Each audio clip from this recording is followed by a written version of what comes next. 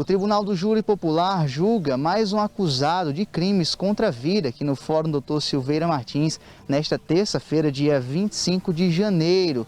Crime ocorrido no dia 3 de fevereiro do ano de 2007, no bairro Costa e Silva. O réu trata-se da pessoa identificada como Silvio Xavier Ferreira, 49 anos de idade, acusado de matar o seu próprio irmão, o Agnaldo Xavier Ferreira, com golpes de faca.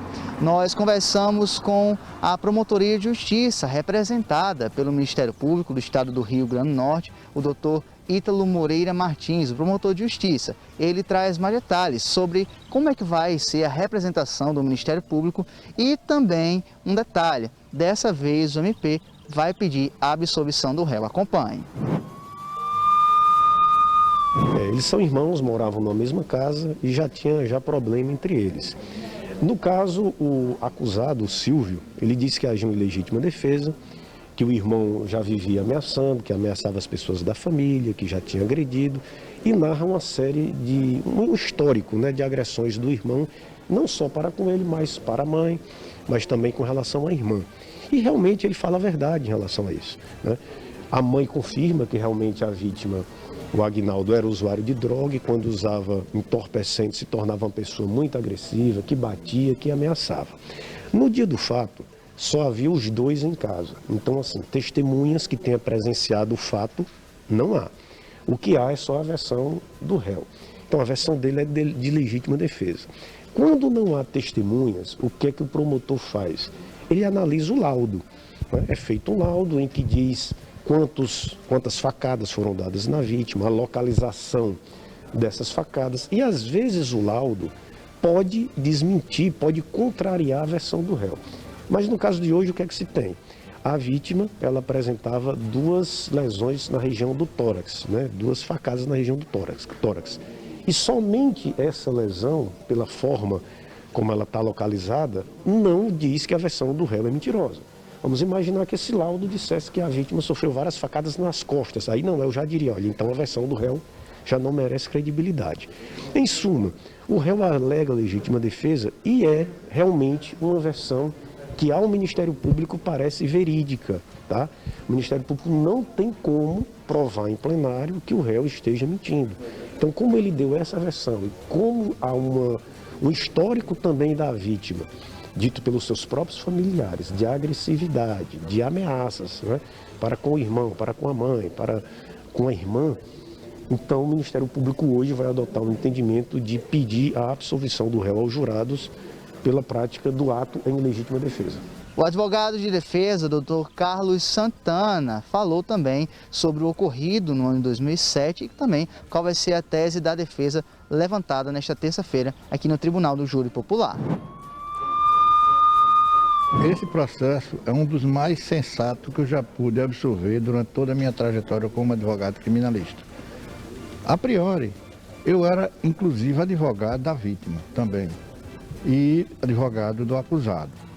No entanto, a vítima era uma pessoa muito complicada. Inúmeras vezes eu tive que me ausentar do meu escritório para ir tirar da delegacia.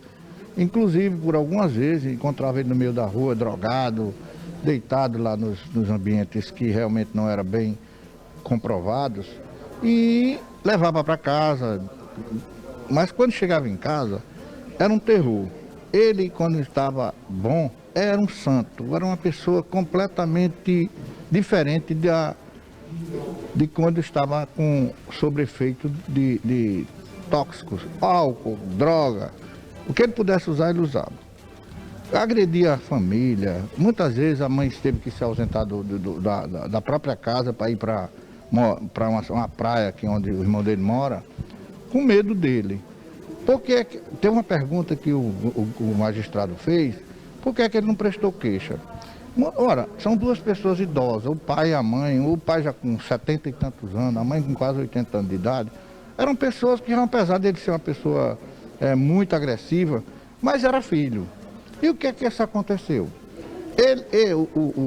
O próprio acusado não aguentava mais, teve que se ausentar também de casa e voltou para poder dar assistência aos pais. Dormia escondido, trancado, com medo de morrer. Por quê? Porque o o Aguinaldo, conhecido por Neguinho, era uma pessoa muito boa, mas quando estava bom. Quando tocava em bebida ou álcool ou droga, ele se transformava, virava um verdadeiro terror. E aí aconteceu, eles começaram a brigar. Eles já tinham brigado inúmeras vezes, não foi só essa vez que eles brigaram. Já tinham brigado outras vezes, mas graças a Deus não tinha acontecido nada. Mas só que dessa vez ele estava armado e queria matar o acusado. E infelizmente ele levou a pior, né? Por quê? Porque a faca estava sobre o manto dele, não era o Silvio que estava armado, ele é quem estava armado. E aí aconteceu esse fato, infelizmente, é o que acontece sempre, as pessoas que vivem drogada, procurando guerra, acaba dessa forma. O resto da defesa é legítima defesa e vai pedir absolvição. É claro, foi uma legítima defesa. Até porque eu achei até meio instrumentalizado o processo, porque na minha defesa, toda a vida eu aleguei a defesa pessoal. E o Ministério Público insistiu que realmente o crime era de homicídio simples, do caput no artigo 121, mas eu acredito que o doutor Ítalo, como uma pessoa sensata, um promotor que conhece a lei, que faz a lei, se faz cumprir a lei, ele pede a lei, ele não gosta de irregularidade. Conheço o doutor Ítalo há muitos anos, tenho trabalhado com ele em inúmeros processos, e ele sempre foi fiel e digno com as afirmações dele. Eu tenho certeza absoluta que ele vai pedir absolvição, porque não há como outra alternativa não ser a legítima defesa que está comprovada no processo. É possível que essa sessão aqui no Tribunal do Júri Popular não demore tanto, visto que tanto o próprio Ministério Público do Estado do Rio Grande do Norte quanto a defesa estão solicitando a absolvição do réu. A sessão está sendo então presidida pelo juiz Dr. Wagner Kelly, mas no final quem vai decidir é o corpo de jurados, formado então por 7 funcionários públicos. Se acatam então tanto a solicitação do Ministério Público quanto a defesa, ou se então condenam o réu.